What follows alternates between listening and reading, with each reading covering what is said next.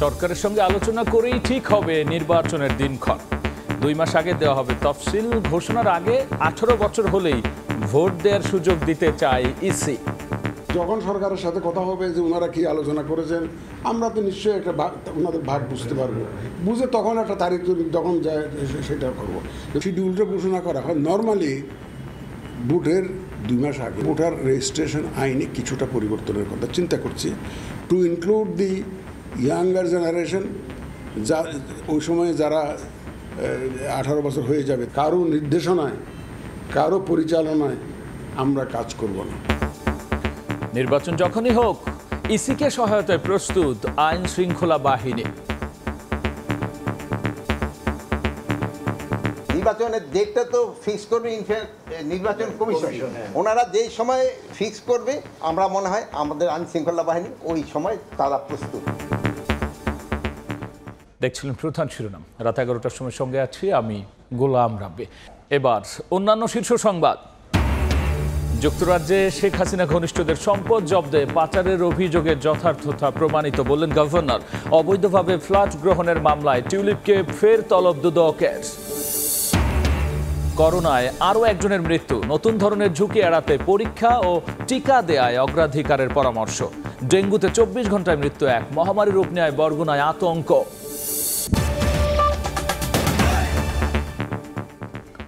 সরকারের সঙ্গে আলোচনা করেই ঠিক করা হবে ভোটের দিনক্ষণ, আর তার 2 মাস আগে দেওয়া হবে তফসিল। একথা বলেছেন প্রধান নির্বাচন কমিশনার এএমএম নাসির উদ্দিন। কোনো দলের হুকুমে নির্বাচন কমিশন কাজ করবে না বলেও এ সময় সাফ জানিয়েছেন তিনি।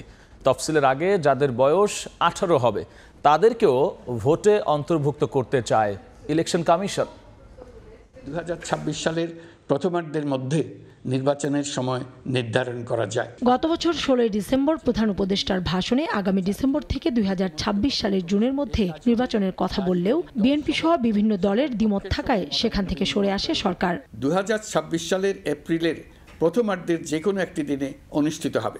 সবশেষ এপ্রিলে ভোট আয়োজনের ঘোষণা দেয়া হলেও তাতেও আপত্তি জানায় বিএনপি। এর কিছুদিন পরই গত 13 জুন লন্ডনে প্রধান উপদেষ্টার সঙ্গে বিএনপির ভারপ্রাপ্ত চেয়ারম্যানের একান্ত বৈঠকে শর্ত সাপেক্ষে ফেব্রুয়ারিতে নির্বাচনের ইঙ্গিত মেলে।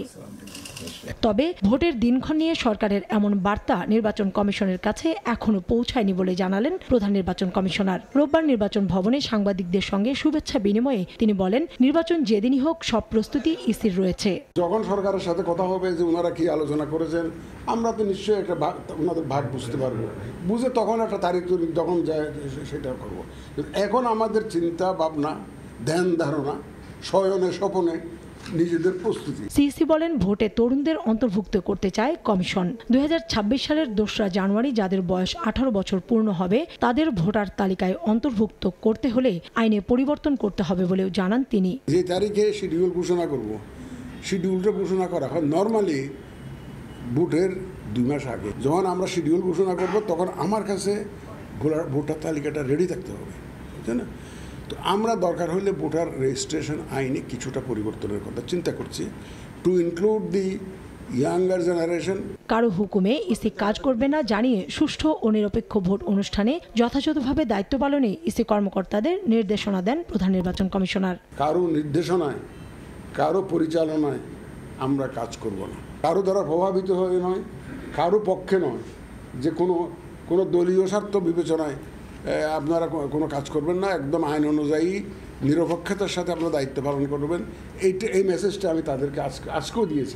অন্তর্বর্তী সরকারের বর্তমান কমিশনের উপর আস্থা আছে বলেও জানান সিইসি। আমাদের উপরে ওনার আস্থা আছে। কাউসার চৌধুরী কুমু, সময় সংবাদ, ঢাকা।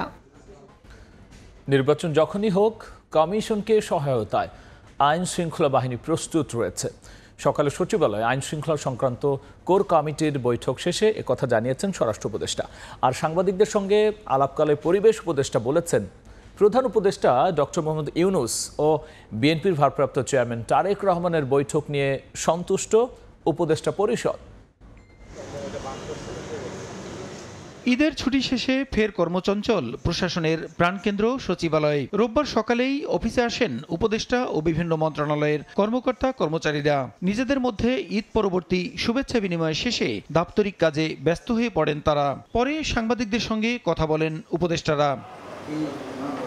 এবার ঈদে অস্বস্তিকর কোনো খবর পাওয়া যায়নি বলে জানান দুই উপদেষ্টা। সার্বিকভাবে মানুষ ভালোভাবে ঈদ করেছে, গরু ভালোই কোরবানি দিয়েছে, যদিও বড় গরু এবার বিক্রি হয়নি। নারী নির্যাতনের বিষয়টা এই দেশে একটা নিয়ন্ত্রণের ভেতরে কোনোদিন ছিল না। সেই জায়গাটা তোমরা যদি মনে করো যে এই ৮-১০ মাসে হয়ে যাবে, হবে না। পরে পরিবেশ উপদেষ্টা জানান প্রধান উপদেষ্টা ডক্টর মোহাম্মদ ইউনূস এবং বিএনপির ভারপ্রাপ্ত চেয়ারম্যান তারেক রহমানের বৈঠক নিয়ে উপদেষ্টা পরিষদ সন্তুষ্ট। তিনি বলেন যে কোনো সমস্যার সমাধান হয় সংলাপের মধ্য দিয়েই। রাজনীতি বলেন, নির্বাচনী বলেন, গণতন্ত্রই বলেন আর সংস্কারই বলেন, প্রত্যেকটাই ডায়ালগের মাধ্যমে আগাতে হবে। ডায়ালগটা হচ্ছে এটাকে একটা সুসংবাদ মনে করি। রাজনৈতিক দলগুলো প্রধান উপদেষ্টার ব্যাপারে যদি কোনো কথা বলেন, এটা প্রধান উপদেষ্টার সাথেই ওনারা নিশ্চয়ই কথা বলবেন। এদিন আইন শৃঙ্খলা সংক্রান্ত কোর কমিটির বৈঠক হয় সচিবালয়ে। স্বরাষ্ট্র উপদেষ্টা জানান নির্বাচনের তারিখ ঘোষণা হলে আইন শৃঙ্খলা পরিস্থিতি স্বাভাবিক রাখতে প্রয়োজনীয় ব্যবস্থা নেবে সরকার। নির্বাচনের ডেটটা তো ফিক্স করবে নির্বাচন কমিশন। ওনারা যেই সময় ফিক্স করবে, আমরা মনে হয় আমাদের আইন শৃঙ্খলা বাহিনী ওই সময় তারা প্রস্তুত। স্বরাষ্ট্র উপদেষ্টা কথা বলেন পৌষিন নিয়েও। জানান বাংলাদেশের নাগরিক হলে প্রক্রিয়া মেনে তাদের দেশে পাঠানোর অনুরোধ করা হয়েছে ভারতকে। তোমরা প্রপার চ্যানেলে পাঠাও, আমরা নিয়ে নিই। প্রসূন আশিস, সময় সংবাদ, ঢাকা। আগামী 17 জুন থেকে রাজনৈতিক দলগুলোর সঙ্গে দ্বিতীয় দফায় আলোচনায় বসবে ঐকমত্য কমিশন। ফরেন সার্ভিস একাডেমিতে এদিন প্রথম পর্যায়ের আলোচনা শেষ করা হবে, যার মধ্যে থাকছে স্থায়ী কমিটির সভাপতি মনোনয়ন, নারী প্রতিনিধিত্ব, দ্বিকক্ষ বিশিষ্ট সংসদ, প্রধান বিচারপতি নিয়োগ প্রক্রিয়া। এছাড়াও 17 থেকে 19 জুন 3 দিন রাজনৈতিক দলগুলোর সঙ্গে আলোচনা করবে ঐকমত্য কমিশন।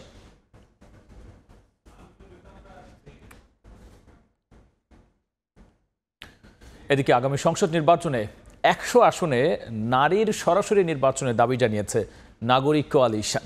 বিকেলে রাজধানীতে এক সেমিনারে উঠে আসে এসব কথা। তবে সংসদে নারী প্রতিনিধিত্ব বাড়ানোর জুৎসই পদ্ধতি কি হবে তা নিয়ে বিতর্কে জড়ান নির্বাচন ব্যবস্থা ও নারী বিষয়ক সংস্কার কমিশনের প্রধান। রাজনীতিতে নারীর ক্ষমতায়ন আর সংসদে প্রতিনিধিত্বের জুৎসই পদ্ধতি নিয়ে বিতর্ক দীর্ঘদিনের। পরিসংখ্যান বলছে জাতীয় নির্বাচনে নারী প্রার্থীর সংখ্যা এ যাবৎ কখনোই 5% পেরোয়নি। আবার সংরক্ষিত 50 আসনে নারীরাও মনোনীত হচ্ছেন পরোক্ষ ভোটে। রোববার রাজধানীর ডেইলি স্টার ভবনে সংসদে সরাসরি ভোটে নারী প্রতিনিধিত্ব নির্বাচন, প্রয়োজনীয়তা, চ্যালেঞ্জ ও সমাধান শীর্ষক আলোচনা সভার আয়োজন করে নাগরিক কোয়ালিশন। সভায় রাজনীতিবিদ, অধিকার কর্মী, নাগরিক সমাজের প্রতিনিধি, নির্বাচন বিশেষজ্ঞ সহ অংশীজনদের কথাই উঠে আসে জনগণের প্রতি দায়বদ্ধতা নিশ্চিতে সরাসরি ও সার্বজনীন ভোটে নির্বাচিত করতে হবে নারীদের। জাতীয় নির্বাচনে নারী প্রার্থী বাড়াতে রাজনৈতিক দলগুলোকে আইনি বাধ্যবাধকতায় আনার পরামর্শ দেন কেউ কেউ। নারীদের আপনি যতজনকেই দেন না কেন, তাদের অবশ্যই প্রত্যক্ষ ভোটে নির্বাচিত হতে হবে এবং সেখানে যখন ভোটটা হবে এটা নারী পুরুষ নির্বিশেষে ভোট দিবে। পরোক্ষ ভোট তো কোনো ভোট না, এটা আমরা সবাই জানি। আমাদের এখানে কোনো নির্বাচনী এলাকা নাই, আমাদের কোনো জনগণ নাই, প্রতিনিধিত্ব করার কারোর কাছে জবাবদিহিতা নাই। তবে সংসদে নারীর প্রতিনিধিত্ব বাড়ানোর জুৎসই পদ্ধতি কি হবে তা নিয়ে বিতর্কে জড়ান নির্বাচন ব্যবস্থা সংস্কার কমিশন ও নারী কমিশনের প্রধান।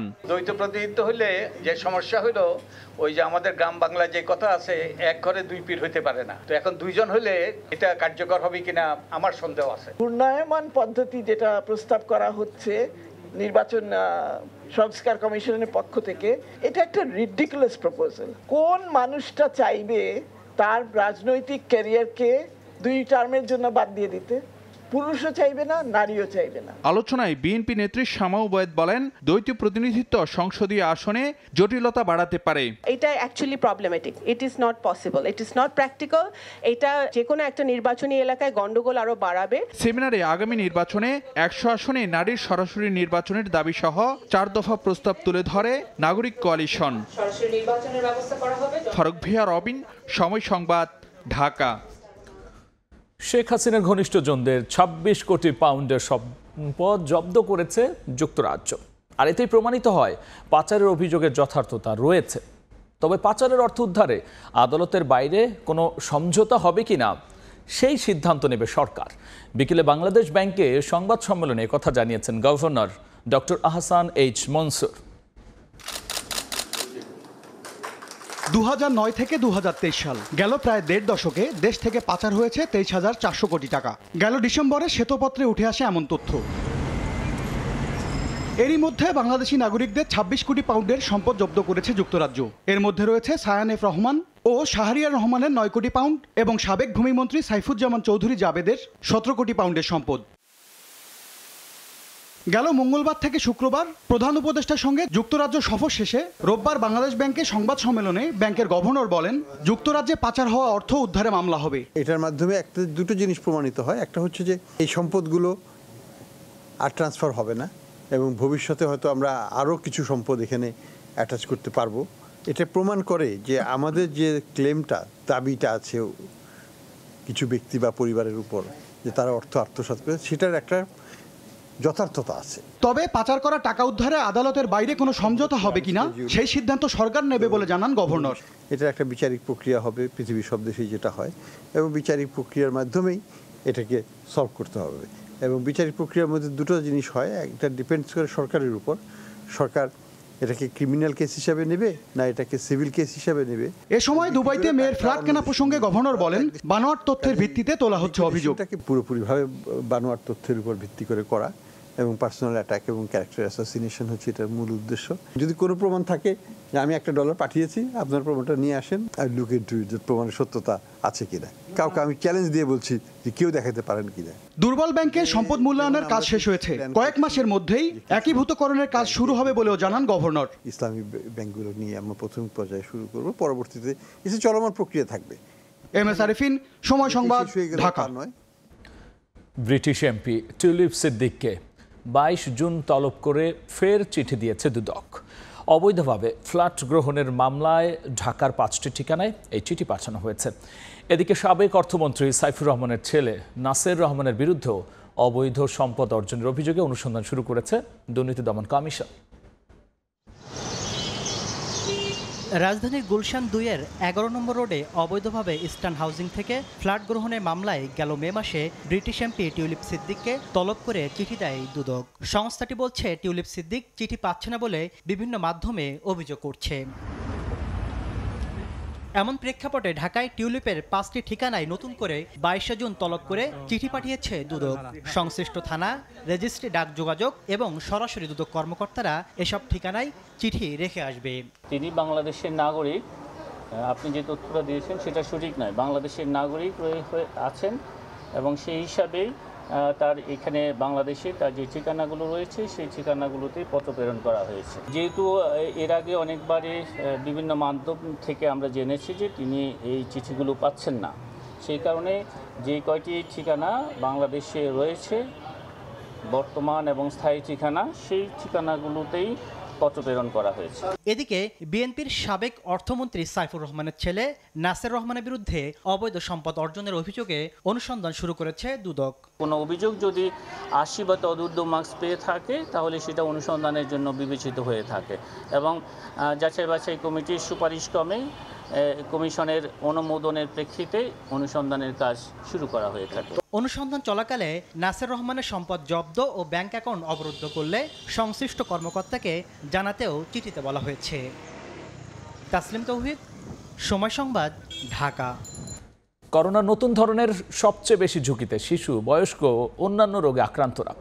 হাসপাতাল ঘুরে দেখা গেছে ভর্তি রোগীদের বেশিরভাগই ডায়াবেটিস, কিডনি সহ অন্যান্য জটিলতায় ভুগছেন। বিশেষজ্ঞরা তাই বলছেন, এখনও আতঙ্কিত হওয়ার মতো পরিস্থিতি তৈরি হয়নি। করোনা পরীক্ষা ও টিকা দেওয়ার ক্ষেত্রেও তাদের অগ্রাধিকার দিতে হবে। এদিকে 24 ঘন্টায় করোনায় মারা গেছেন একজন। মনির হুসাইনের রিপোর্ট। হঠাৎ আবারও করোনার চোখরাঙানিতে বাড়ছে আতঙ্ক। জনসমাগম স্থলে মাস্ক পরা সহ স্বাস্থ্যবিধি মেনে চলতে নির্দেশনা দিয়েছে স্বাস্থ্য অধিদপ্তর। চিকিৎসকরা বলছেন, এখনও ভয়াবহ পরিস্থিতি তৈরি না হলেও করোনার নতুন ধরনে ঝুঁকিতে আছেন বয়স্ক সহ নানা ধরনের শারীরিক জটিলতায় ভোগা ব্যক্তিরা। রাজধানীর মহাখালীর ডিএনসিসি কোভিড-19 ডেডিকেটেড হাসপাতালের চিত্রও একই কথা বলছে। ভর্তি আছেন 14 জন রোগী, যাদের বেশিরভাগই আগে থেকে ভুগছেন অন্যান্য সমস্যায়। যে রোগীর আগের থেকে ডায়াবেটিস, প্রেশার বা কিডনির সমস্যা এগুলো আছে, এরা বেশি আক্রান্ত হচ্ছে এবং অসুস্থ বেশি তারাই হচ্ছে। আমাদের কিন্তু একজন পেশেন্ট রয়েছে যার কিন্তু কিডনির সমস্যা রয়েছে এবং সে কিন্তু তাকে আমাদের অক্সিজেন দিতে হচ্ছে। So still it is applicable যে যারা কোমরবিড অন্যান্য রোগে আক্রান্ত তাদের কিন্তু এই রোগটা সিভিয়ার হওয়ার সম্ভাবনা রয়েছে। বিশেষজ্ঞরাও বলছেন যাদের আগে থেকে ডায়াবেটিস, কিডনি সহ অন্যান্য জটিলতা রয়েছে তাদের বাড়তি যত্ন নিতে হবে। করোনা পরীক্ষা ও টিকা দেওয়ার বিষয়েও অগ্রাধিকার দেওয়ার পরামর্শ তাদের। যারা ঝুঁকিপূর্ণ বয়সের 60 বছরের বেশি বয়স হয়ে গেছে, যারা আগে থেকে ডায়াবেটিস, উচ্চ রক্তচাপ, অ্যাজমাতে ভুগছে, ক্যান্সার আছে, কিডনি সমস্যা আছে, তাদেরকে অবশ্যই যত্ন নিতে হবে। তারা যে বাইরে গেলে যেন মাস্কটা পরে। টেস্ট করে আগে কনফার্ম হতে হবে যে আসলে আমরা এই নতুন সাব ভেরিয়েন্টে আক্রান্ত কিনা। যদি হয়ে থাকে তাহলে ডাক্তারের পরামর্শ নিতে হবে।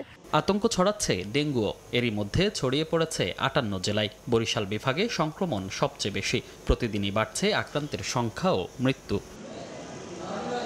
মনির হোসাইন, সময় সংবাদ, ঢাকা।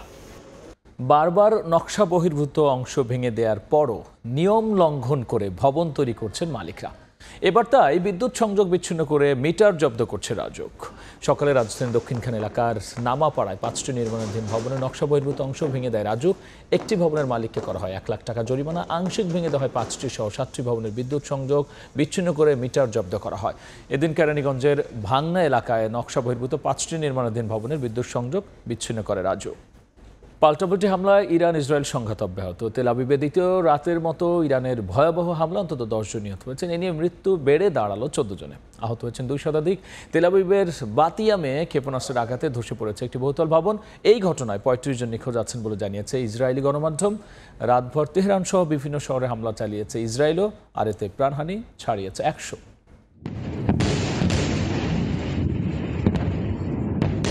দুই দিন ধরে পাল্টাপাল্টি হামলায় ইসরায়েল ইরান সংঘাত তুঙ্গে।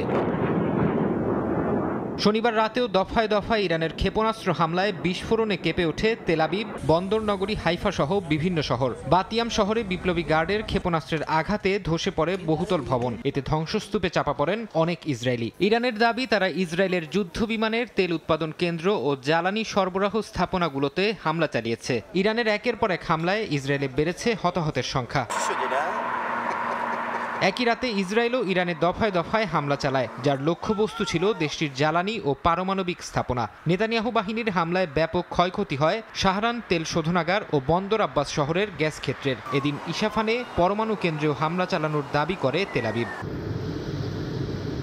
গত কয়েকদিনের ইসরায়েলি হামলায় ইরানের শীর্ষ সামরিক কর্মকর্তা, বিজ্ঞানী সহ বেশ কয়েকজন প্রাণ হারিয়েছেন। নেতানিয়াহু প্রশাসন এবার ইরানের সর্বোচ্চ ধর্মীয় নেতা আয়াতুল্লাহ আলী খামেনিকেও হত্যার হুমকি দিয়েছে। গণমাধ্যমে দেয়া সাক্ষাৎকারে ইসরায়েলি এক কর্মকর্তা বলেন, ইরানের পরমাণু কেন্দ্র ধ্বংসের পাশাপাশি খামেনিও তাদের টার্গেটে আছেন। এক ভিডিও বার্তায় ইসরায়েলের প্রধানমন্ত্রী বিনিয়ামিন নেতানিয়াহু চলমান সংঘাতে মার্কিনদের সহায়তা চেয়েছেন। তিনি দাবি করেন, ইসরায়েল পদক্ষেপ না নিলে হিজবুল্লাহ ও হামাসকে পারমাণবিক অস্ত্রে সজ্জিত করত Iran. Our enemy is your enemy. And by doing what we're doing, we're dealing with something that will threaten all of us sooner or later. Our victory will be your victory. এদিকে ইরানের প্রতি সংহতি জানিয়ে ইসরায়েলের মধ্যাঞ্চলে rocket হামলা চালিয়েছে ইয়েমেনের হাউথিরা। রোববার এক বিবৃতিতে তাদের মুখপাত্র জানান, অধিকৃত জাফা এলাকায় ইসরায়েলি সেনা ঘাঁটি লক্ষ্য করে হামলা চালানো হয়। এর মধ্যেই হাউথির সামরিক প্রধানকে হত্যার চেষ্টা চালায় ইসরায়েল। সেই হামলায় 10 জনের মৃত্যুর খবর পাওয়া গেছে। ফারহাদ চৌধুরী, সময় সংবাদ। এই ছিল আমার কাছে থাকা দেশ বিদেশের খবর।